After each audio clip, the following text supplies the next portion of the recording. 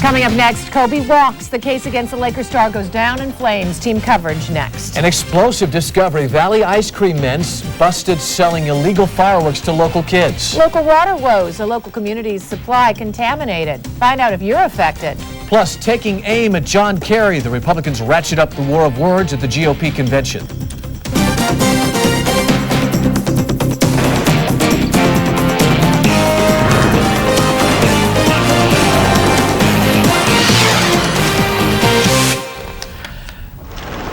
Kobe walks, a stunning legal reversal of fortune for the Lakers superstar. Good evening and thanks for joining us. Our big story tonight, a quick end to one of the highest profile legal dramas in years. Bryant's accuser refusing to go on with the trial. It was the final crushing blow for the prosecution. Laura McLaughlin begins team coverage from Los Angeles. Kobe Bryant hustled out of an Eagle, Colorado courthouse Wednesday for what could be the last time. Prosecutors have dropped their charges of rape that were leveled against the NBA star. This decision was made after several meetings with the victim, her family, and her attorney. The dramatic turn came after prosecutors told the court that the alleged victim has refused to testify, leaving them with little choice but to end their pursuit of Bryant. The victim has informed us, after much of her own labored deliberation, that she does not want to proceed with this trial. Experts predicted the criminal case would fall apart after the accuser filed a civil lawsuit against Bryant. She already expressed her lack of faith in the criminal justice system after the court accidentally released her private information to the media. It's been just over a year since the sports world was rocked by the 20-year-old woman's accusations that the basketball icon raped her. Bryant admitted to having sexual relations with the woman, but said it was consensual. Legal experts say the dismissal is with prejudice, meaning prosecutors cannot revive the case in the future. Now the trial that was scheduled to start in just a few days has come to an abrupt end. The news comes just 1 month before Laker training camp is set to start here in Southern California. And if all goes Bryant's way, he will only have one court to be facing this season, the basketball court. In Los Angeles, Laura McLaughlin for KOVR 13 News. And Kobe Bryant issued a statement today apologizing to his accuser and her family. It reads in part, "Although I truly believe this encounter between us was consensual, I recognize now that she did not and does not view this incident the same way I did. After months of reviewing discovery, listening to her attorney, and even her testimony in person, I now understand how she feels, that she did not consent to this encounter." Kobe Bryant is one of the last remaining bright spots on the Lakers roster. So how are local Kings fans reacting to today's stunning turn of events? Well, the answer might surprise you. George Franco continues our live team coverage in Sacramento tonight. George? Jennifer, I'm at the Cheers Sports Bar in Natomas, a regular hangout for Kings fans who were less than critical about criminal charges being dropped against Laker Kobe Bryant. At the Capitol Athletic Club, Wednesday night basketball is also mixed in with the latest news of criminal charges dropped against LA Laker Kobe Bryant. They are more than athletes, but I think everyone who gets accused of anything should get a free pass until they're found guilty, whether it be Kobe Bryant, whether it be me, whether it be you, whether it be anyone. In this testosterone-laden environment, hard to find supporters of the woman who accused Bryant, who wouldn't take the stand to testify. If it was just some regular Joe Schmo, she probably wouldn't have. She saw Kobe and his riches and his fame, and she thought probably she could get a little bit of it. At Cheers Sports Bar, patrons already keened in on the Kobe case wonder what's next in the civil case still pending against the LA superstar. Christine Van Skyke still believes it's all about the deep pockets. So she's got to pursue it to all extent to basically save face and try to give some foundation to her story. I like Kobe. He's a good person, a good character. He maintains his character on the court and in his endorsements. This has been the one thing that has blown that out of the water. Bryant might now be able to collect his 7-year, $136 million contract without fear of going to prison. But insiders say lucrative endorsements are probably out because even if the charges have been dropped, Kobe Bryant crossed the line. He's guilty of adultery, and he's just he's lost a lot of respect in my eyes, and I think he gives a bad name to good athletes that are trying to be clean and be role models. Now, the Kings fans that we spoke to say whatever happens in the criminal or civil case at the civil court for Kobe Bryant, they just want to get back to the other court, the NBA basketball court, and that old rivalry of Kings versus the Lakers. Reporting live tonight in Natomas, I'm George Franco. Jennifer, back to you. So they're ready to quickly put it behind them and move on. It seems that way. Really, people were not at all very critical against Kobe Bryant, and I have to tell you, I searched for that other side. We asked a lot of people, and pretty much everybody thought that this woman was trying to take advantage of Kobe Bryant and his superstar fame. But even as Kobe Bryant admitted in his testimony that we heard Paul talk about, there's another side to every story. And you didn't interview any women tonight. I did. There weren't a lot of women where we went to. We went to the sport bar, we went to the basketball place. There was a woman in the story, and a couple of women we talked to who didn't want to go on camera pretty much felt the same way. Okay. George Franco, thank you. All right, a quick look now at milestones in the Kobe Bryant rape case. On July 1st, 2003, a 19-year-old female hotel employee in Eagle, Colorado first approached sheriffs saying Bryant had raped her. On July 4th, an arrest warrant was issued for him. He posted a $25,000 bond. On October 20th, a judge ruled Bryant must stand trial. On August 10th of this year, Bryant's accuser filed a case in civil court. And today, prosecutors dropped the criminal case, saying Bryant's accuser is not able to proceed.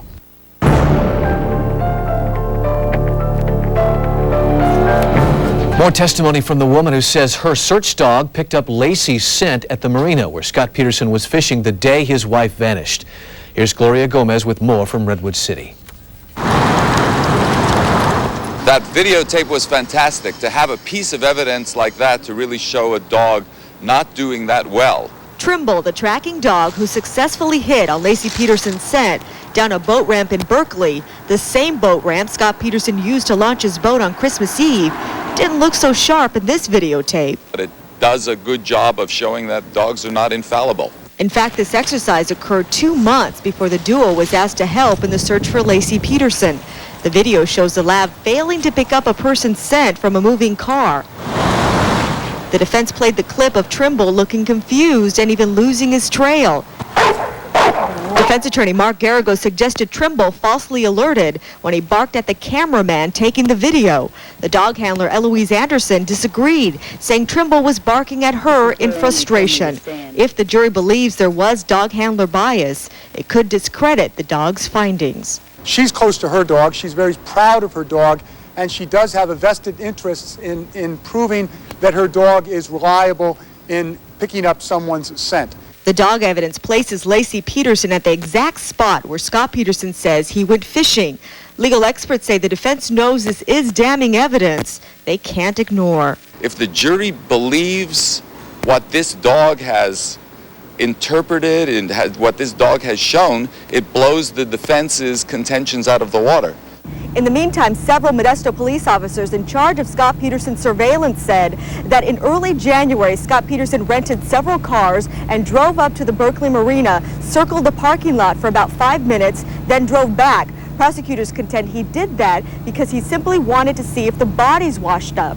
Of course, the defense says, no, that's not the case. He did that because he was simply following the investigation. In Redwood City, Gloria Gomez, KOVR 13 News. Sacramento police have made an arrest in the case of a recent Midtown murder. Officers found 49-year-old Manuel Acuna on August 27th, dead of blunt force trauma to the head inside his apartment at 16th and P. Officers arrested 24-year-old Scott Lee Martin for the murder yesterday. Martin was identified as the person last seen talking with Acuna at the apartment complex just before his death. Valley ice cream trucks are selling a dangerous and illegal firecracker to kids. Now, we first broke this story this weekend when a Stockton boy was severely burned. Now there's word a Sacramento boy has also been hurt, and Curtis Ming is here with the story. Curtis? Well, Paul and Jen, this is what we're talking about right here. They're called Sprite Bombs, and they're like poppers, but much more dangerous. Watch what we do, what they do. We have one right here, and you throw it down. You can see all the smoke and the spark that comes up. You can see why these things are very illegal, and tonight a warning is going out as a criminal investigation gets underway. They're supposed to explode when thrown to the ground. But instead, the Sprite Bombs 10-year-old Shelby Becker of South Sacramento bought from an ice cream man left him with first and second-degree burns on his leg. 3 weeks ago, he put a handful of the popper-like firecrackers in his pocket. They exploded, burning a hole right through his shorts. The Sprite Bombs rubbed together, and I guess they went chain reaction, and they all blew up in my shorts.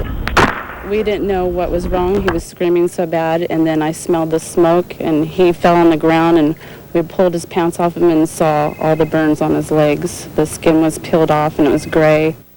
Just this past weekend, another Sprite bomb ignition, this one in Stockton. If we don't keep this on, Brandon. 7-year-old Brandon Parker suffered severe burns to his stomach. He also bought them from a neighborhood ice cream truck. Sprite bombs right there. Firefighters are investigating both cases. They say Sprite bombs are illegal in California. Any friction or water causes them to heat up and smoke.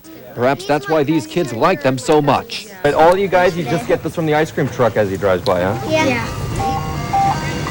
We found 2 ice cream vendors in this South Sacramento neighborhood with Sprite bombs, including the guy who sold them to Shelby. You had no idea at all these were dangerous? No, we don't know that. You never warned children about the possibility these could be dangerous? No, yesterday I told the chick, I sold it around here yesterday. He says once finding out a child was hurt, he decided to stop selling them. So what just happened with those right there? He's giving them up to me, stating that he's no longer going to be selling them. So, you know, I commend him for that. We don't want any kids to have their hands on these. Don't want to see anyone else get hurt. Now, the fire department says anyone caught selling the Sprite bombs could face criminal charges. Investigators are trying to figure out where the ice cream men are buying them.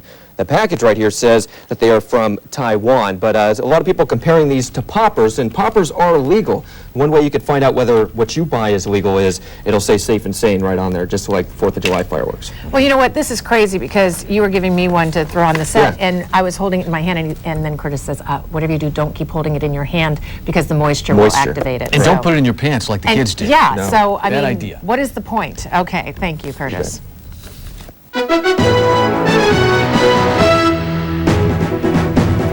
Vice President Dick Cheney took center stage at the Republican National Convention tonight and launched several jabs aimed at Democratic challenger John Kerry. Terry Okita is live with our convention coverage from New York tonight. Terry? Paul, Vice President Cheney reviewed the last 4 years of the Bush administration, and he talked about what he believes are the successes of the war in Iraq, the weaknesses of John Kerry, and what he calls the highest stakes for our country. Mr. Bush's decisiveness as commander-in-chief is the centerpiece of his campaign, and Vice President Dick Cheney hit that message home in his speech tonight. These have been years of achievement, and we are eager for the work ahead. And in all that we do, we will never lose sight of the greatest challenge of our time, preserving the freedom and security of this nation against determined enemies. He says the nation has reached a defining moment, one that calls for resolve rather than the indecision of Democratic challenger John Kerry. Time and again, Senator Kerry has made the wrong call on national security. On the eve of his convention speech, President Bush chatted up firefighters from Queens, New York, reminiscent of his visit to Ground Zero. The timing is no accident, meant to remind voters of his leadership after 9/11. There's no disagreement between the president and his running mate when it comes to the war on terror, but the two do differ on the controversial issue of same-sex unions. The president wants a constitutional amendment banning them. The vice president, who has a gay daughter, thinks states should decide. The issue of the marriage amendment affects me directly. It takes my rights away. It's not just some theoretical issue for me. One man familiar with dissenting opinions, Democratic Senator Zell Miller. Once the keynote speaker at his party's convention in 1992, Miller, who Democrats have nicknamed Zigzag, is now considered a turncoat for addressing this year's GOP convention.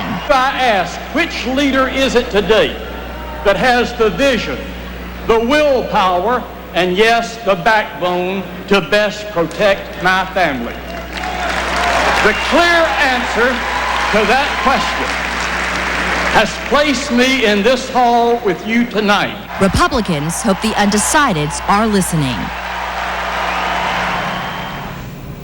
Tomorrow will be George Bush's opportunity to accept the nomination for the Republican nomination for president and tell the world why he should stay in office for 4 more years. Live from the Republican National Convention, I'm Terry Okita. Paul, back to you. Terry, are the protests outside the convention hall continuing? They are for a while. They seem to be tapering off, but they really have started up since the weekend. There have been about 1,500, more than 1,500 arrests of protesters. The real concern here is that as we go into the final day of this convention, all 3 days of this convention, hecklers have managed to penetrate the secure area down by the convention floor. You must have one of these passes in order to get down to the convention floor area, and hecklers have managed to get in all 3 days. So they're really clamping down. They're making sure every time we go to and from the convention floor that they look at these passes, but they are concerned about security tomorrow when President Bush speaks. But so far there's been nothing more than hecklers and verbal confrontation, no physical violence per se. Exactly. There's been the Vice President, there's been no danger of him being around any of these protesters. There's just been hecklers. Very good. Terry Okita live in New York City for us. Thanks, Terry. And if you want more live convention coverage, you can see it on one of our digital channels.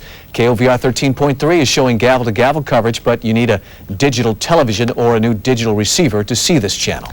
Democratic presidential nominee John Kerry is breaking the tradition of not campaigning during the opposition's party convention. Speaking to a Veterans Legion post in Tennessee, Kerry said he would never go to war without a plan to win the peace. And he said he'd fight a smarter, more effective war on terror. In an interview 2 days ago, the president said, "We can't win the war on terror. With the right policies, this is a war we can win, this is a war we must win, and this is a war we will win." Because Kerry also told Legion members the Bush administration has shortchanged veterans' benefits.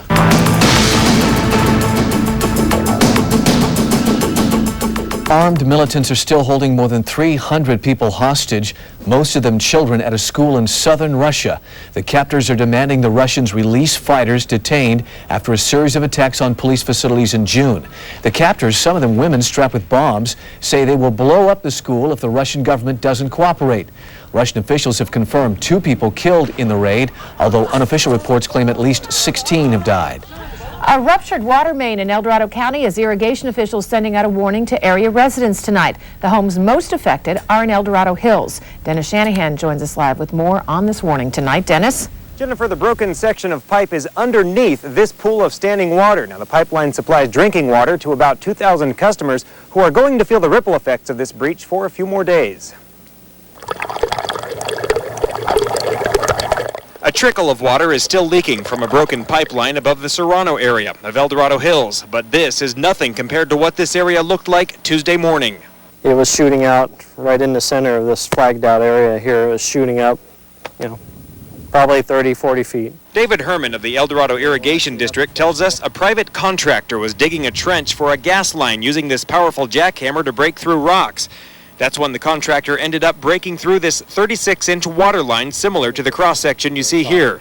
The irrigation district put a temporary fix on the pipeline, but it took a while for the system to recover to normal. Customers experienced some interruptions in water service Wednesday morning. Well, we got up about 6:30 to use the shower, and it wasn't working. Final repairs on the broken line are scheduled for Thursday afternoon. We'll get in there, take a section out about 10 foot long, and install a new clean section with new couplings. But there's some concern that contaminants could have leaked into the drinking water for Upper Serrano. Residents have been notified. This is El Dorado Irrigation District. Due to a water main break, we are issuing a boil advisory for drinking water. You do not want to consume it, so brushing your teeth, you'll want to use bottled water to rinse your mouth out, or boil your water for 1 minute, and then you can consume it after it's cooled off. And it's just an advisory, precautionary measure to make sure it's safe for those folks to consume. And Serrano residents can get more information about the water leak by calling 530-622-4513 or logging on to eid.org. The earliest the water break will be completely fixed and it'll be safe for these people to drink their water without boiling it, we're told, is Friday. Reporting live in El Dorado County, I'm Dennis Shanahan. Jennifer, back to you. All right, Dennis, thank you. Meanwhile, residents on the East Coast have a different set of water worries tonight. Hurricane Francis bearing down on the Florida coast. Let's check in with Dave for the latest on that. Dave? Yeah, it's still a couple of days out, but the reason we want to continue talking about Francis is A, Charlie just ripped through Florida not too long ago, and B, this is a massive, massive hurricane. Winds currently at 140 miles per hour. The location is 585 miles east-southeast of West Palm Beach, and the trajectory moving west-northwest about 14 takes it right straight into around the West Palm Beach area. Currently, it's over the Turks and Caicos Islands,